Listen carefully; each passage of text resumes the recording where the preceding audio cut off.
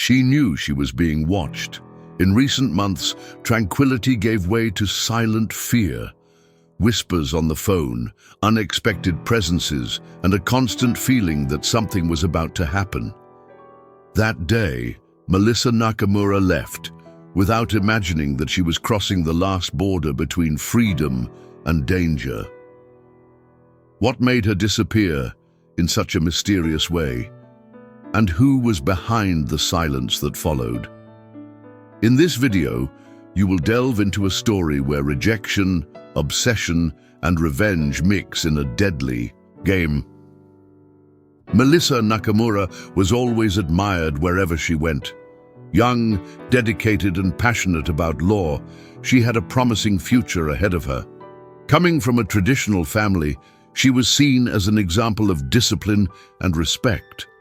For some time, she maintained a relationship with Maurício Souza, an older man, also a lawyer and former retired police officer. At first, like many relationships, everything seemed balanced. Maurício was affectionate, attentive, and always present. However, over time, this care turned into control. Small signs of jealousy began to emerge and intensified to the point of creating discomfort. Melissa, despite trying to maintain harmony, realized that that relationship was no longer good for her. When he decided to put an end to the relationship, the situation became even more tense. Maurício did not accept the decision. Close friends report that he was extremely shaken and refused to accept the end. He called constantly, sent insistent messages, and even showed up unexpectedly in places where he knew Melissa would be. The lawyer tried to keep her distance, adopting measures to preserve her peace and safety. However, with each attempt she made to move on, Maurício seemed to sink further into his obsession. What was once a loving relationship had turned into a silent, oppressive prison. Even after months of separation, Maurício's behavior did not change. On the contrary, it became even more intense and worrying. He began to act aggressively in attempts at reconciliation. Sweet words gave way to veiled threats. Melissa confided in some friends that she felt scared. Although she was a strong and independent woman, she could no longer ignore the danger that her ex-boyfriend's constant and hostile presence represented. She started to avoid going out alone and became suspicious of any strange movement around her. The atmosphere of tension grew every day. People close to her noticed that Melissa was different, quieter, more closed off. She avoided talking about the matter with her family, perhaps to avoid worrying them. But inside, he knew something bad could happen. Maurício, in turn, seemed to have crossed an invisible line. The feeling of rejection, mixed with hurt pride and the need for control, gave rise to a dark desire in him. If he couldn't have Melissa back, he would make sure no one else could. This idea, silent and deadly, began to take shape in his mind. And then, the worst started to happen. May 23rd, 2010 seemed normal for everyone, but for Melissa Nakamura, it would be the last day of her life. She had lunch with her parents, talked about simple topics, and appeared to be well. At the end of the afternoon, he decided to leave to resolve personal issues. No one imagined that this would be the last direct contact with the family. Hours passed, and by nightfall, Melissa's phone was no longer being answered. The silence began to worry. Messages were not displayed, and calls went to voicemail. The next morning, fear took over the house. It was unusual for her to disappear without warning. As the first hours turned into days, the anguish became unbearable. Friends and relatives organized searches, spread photos on social media, and visited hospitals and police stations. No clues, no sign of the car or Melissa. The feeling was of impotence. The authorities were called, and the police began investigations, treating the case as a suspicious disappearance. Maurício Souza's history of threats quickly put him on investigators' radar. Even so, he denied any involvement and remained silent. Meanwhile, fear grew. Melissa's family avoided thinking about the worst, but instinct spoke louder. Something was very wrong. Then, in early June, a disturbing development changed the course of the case. A fisherman who frequented a dam in an inland town found Melissa's car submerged. The vehicle, a Honda Fit, was in a difficult-to-access location, suggesting that whoever left it there knew the area well. Inside the car, personal belongings were intact. However, the most important thing, Melissa, was still missing.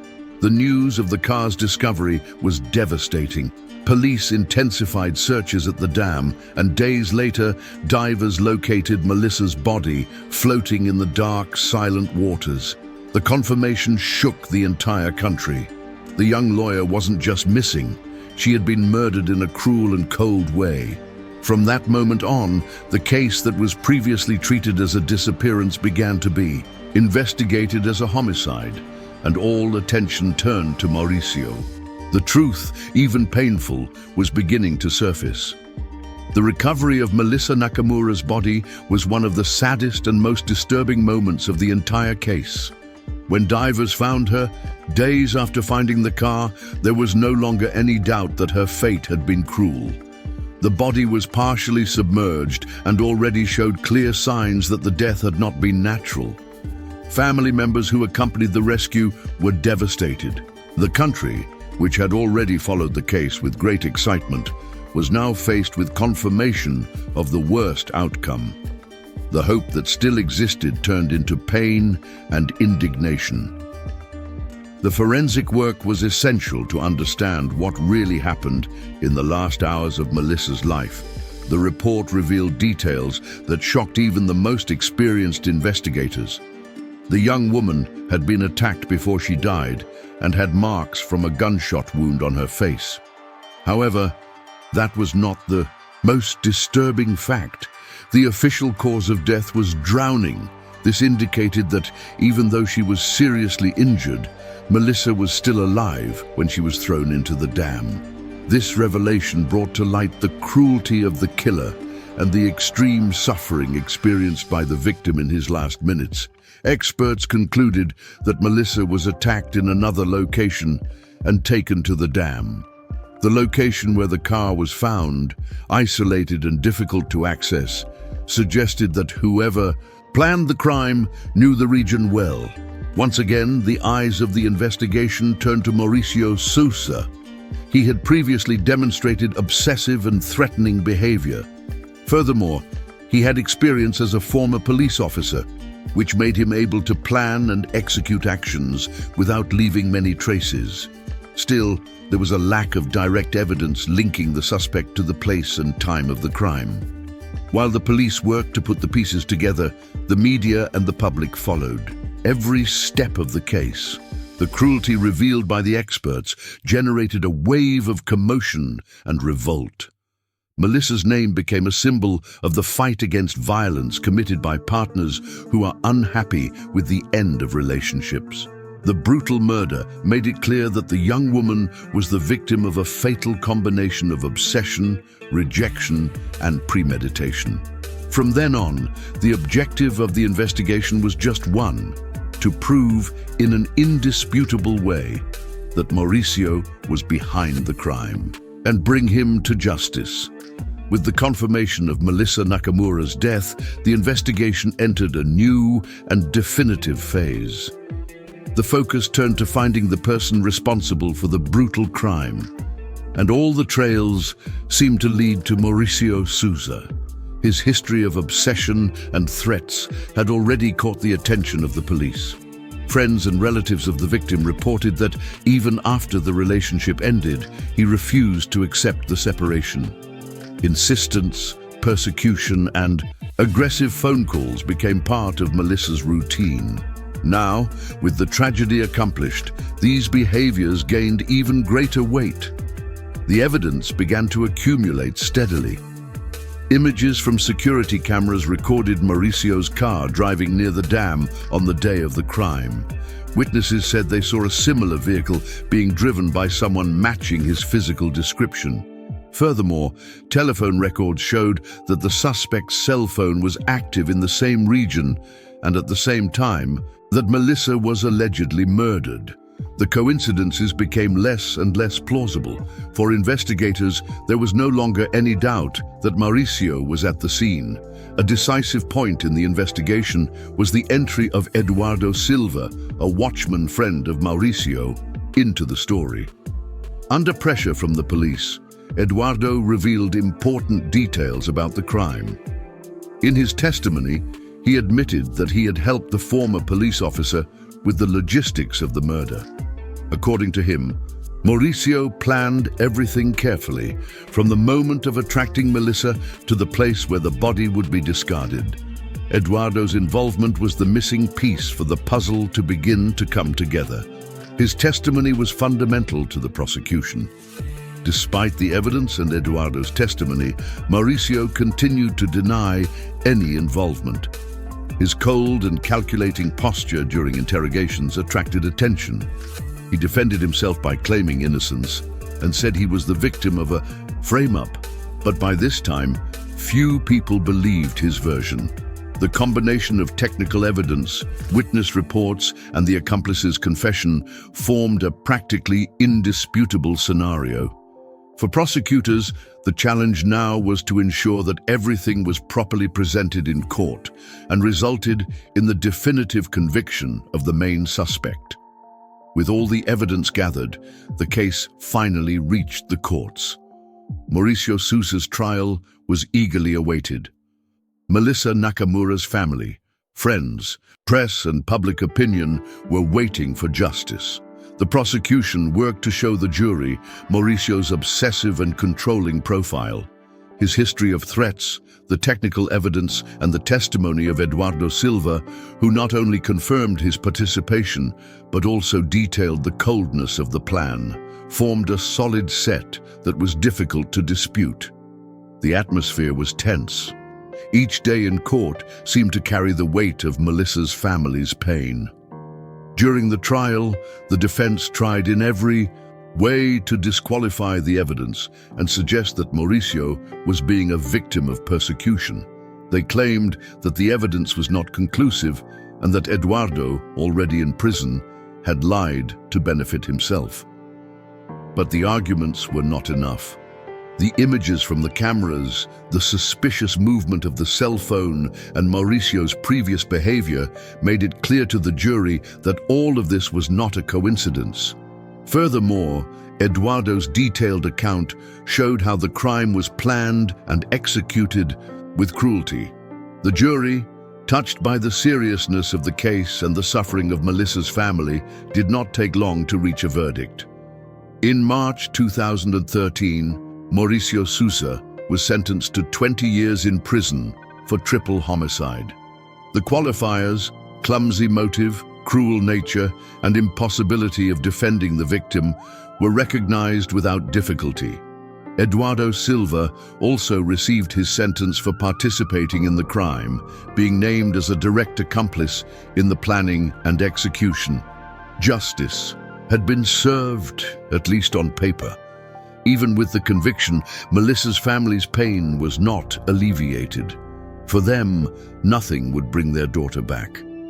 The feeling of emptiness remained, accompanied by the memory of how the young lawyer was full of dreams and plans. The trial was just the end of a formal stage, but it would not erase the horror of what happened. Still, for society and for the thousands of people who followed the case, the jury's decision served as a milestone in the fight against violence committed by people who refused to accept the end of a relationship. Melissa Nakamura's murder left deep scars not only on her family, but on society as a whole. The brutality of the crime and the profile of the killer, a former partner who did not accept the end of the relationship, placed the case at the center of discussions about feminicide and domestic violence. Many wondered how a relationship that had already ended could end in tragedy. Melissa's story became a symbol of something bigger, the real and often ignored danger that women face when they decide to break up with possessive and abusive partners. The case gained prominence on television programs, newspapers, and public debates. Specialists in behavior and violence against women began to use Melissa's story as an example in lectures and awareness campaigns. The country began to realize that violence is not only born from visible physical attacks, but also from patterns of control, persecution, and veiled threats like those Melissa suffered before her death. The silence and fear which many women experience daily were finally exposed in a clear and painful way for everyone. In the courts and in Congress, the Melissa Nakamura case helped strengthen movements and laws aimed at protecting women. Support groups and institutions that fight for women's rights used the example to press for changes in legislation and in the way the police deal with reports of threats and stalking. Although nothing could repair the loss of the young lawyer, her story began to inspire actions that could, in the future, prevent other women from suffering the same tragic fate. Melissa's name became synonymous with resistance and justice. Even years after Maurício Souza's conviction, Melissa's memory continues to live on. Family and friends did not let his story be forgotten. In public meetings, on social media, and in campaigns against femicide, her face and name appear as a painful but necessary reminder of the urgency of combating gender-based violence. Melissa's tragedy was not in vain. She opened the eyes of an entire society to the signs that should never be ignored. His silenced voice turned into a collective cry that echoes to this day for justice and change. If this story has touched you, it's time to be part of the change. Subscribe to the channel to follow other real cases that deserve to be known. Leave your like so that more people can reflect on the importance of recognizing the signs, and share this video with those you care about. And if you want to go even deeper, click now and watch other cases that also expose truths that cannot be ignored. Your voice makes a difference.